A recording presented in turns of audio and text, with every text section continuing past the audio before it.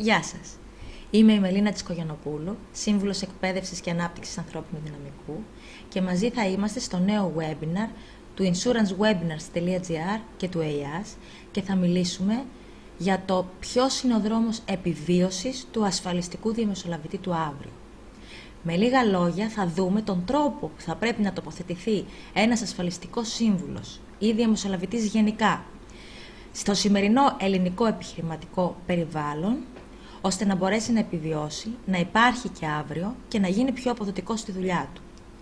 Θα δούμε αρκετά κέραια ερωτήματα και επαγγελματικές αποφάσεις που θα πρέπει ο καθένας να πάρει σε σχέση με τον τρόπο που εργάζεται, την κατηγορία διαμεσολαβητή που είναι, αν χρειάζεται συνέργειες ή όχι, τις εταιρείες που επιλέγει να συνεργαστεί, τις κατηγορίες πελατών που έχει και των προϊόντων που θέλει να προωθεί. Επίσης, θα δούμε την αξία και την σημασία του cross-selling, των διασταυρούμενων πωλήσεων, το marketing του ασφαλιστικού διαμεσολαβητή το αύριο, διότι τα 4P που όλοι γνωρίζουμε, τα 4P του marketing, είναι κάτι το οποίο δεν ισχύει πλέον για τους ασφαλιστικούς διαμεσολαβητές και έχει αντικατασταθεί από κάτι άλλο που θα δούμε. Επίσης, θα μας απασχολήσει γιατί κάποιες ασφαλιστικές επιχειρήσεις διαμεσολαβητών, έστω, αποτυγχάνουνε, τι είναι αυτό που μπορεί να μην κάνουν καλά, πώς μπορούμε να αξιοποιήσουμε τα social media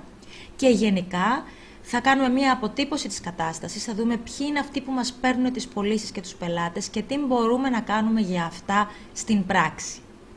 Θα σας περιμένω τη Δευτέρα, 1η Δεκεμβρίου, στις 6 ώρα το απόγευμα,